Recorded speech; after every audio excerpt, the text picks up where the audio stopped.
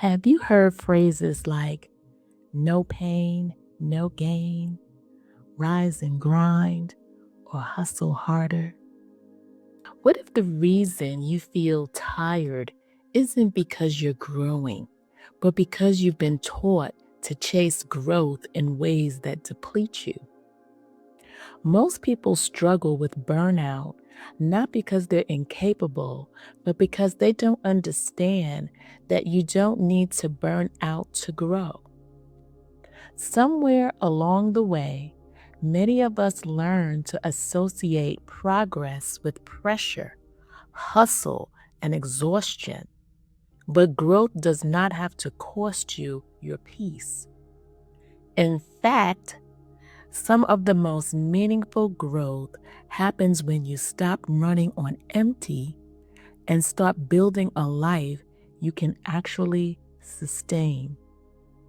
If you were ever taught that progress requires struggle, you're not alone.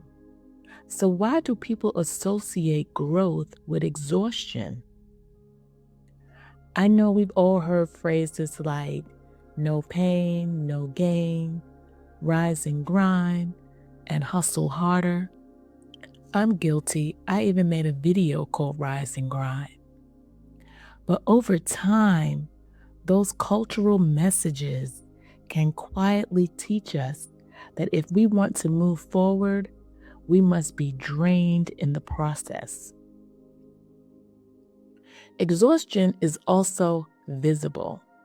We can see it in our faces, in our posture, and in the way we carry ourselves.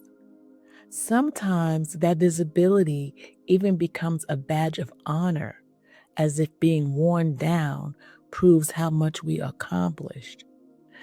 But growth is often quiet, steady, and far less dramatic, which means people tend to notice burnout more than sustainable progress.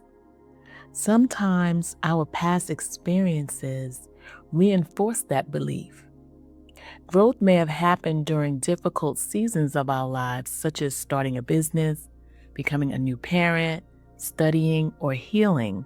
And over time, we begin to confuse stressful growth with growth itself.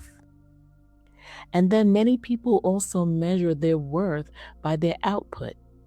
If they're not tired, they begin to wonder whether they're doing enough.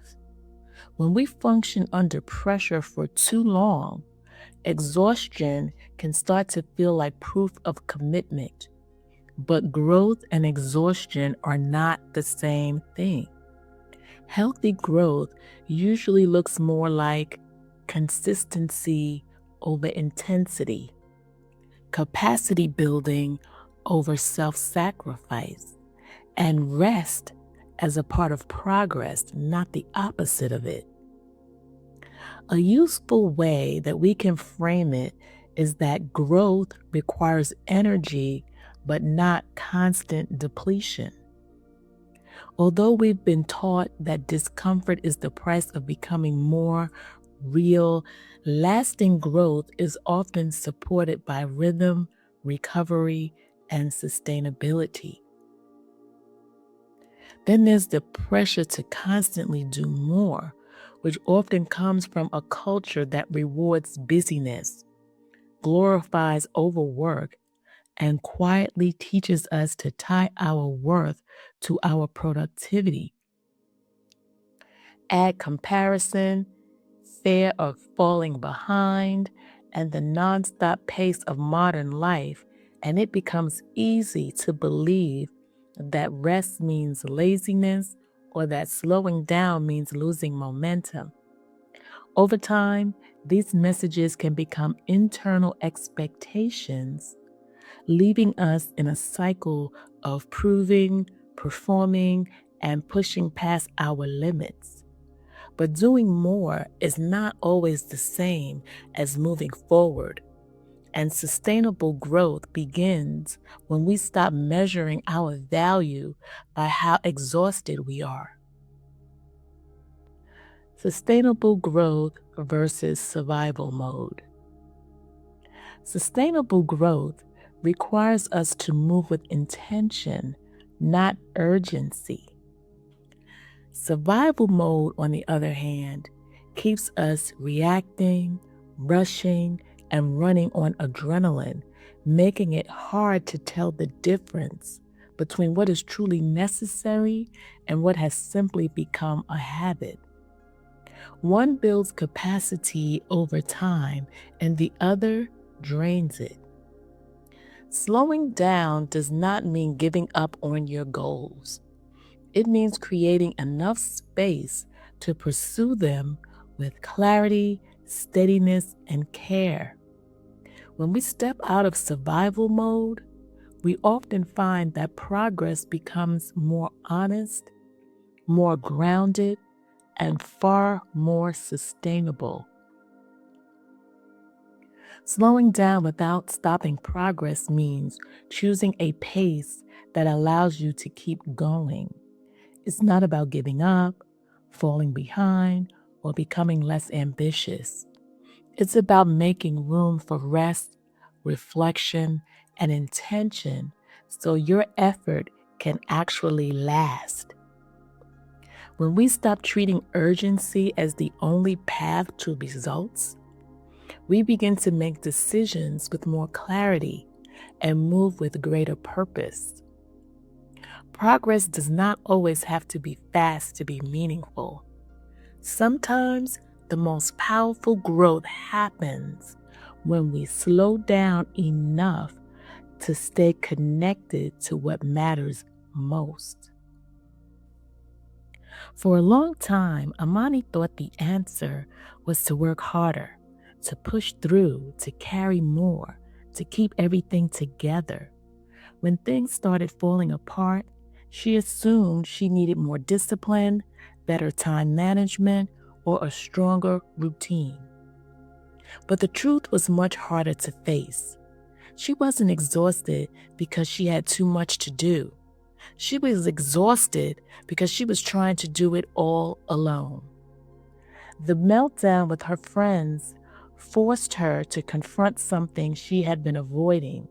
She wanted to change her life, but wasn't willing to change the way she was living.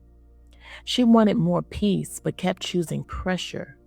She wanted support, but kept refusing help. She wanted growth, but was relying on survival mode to get there.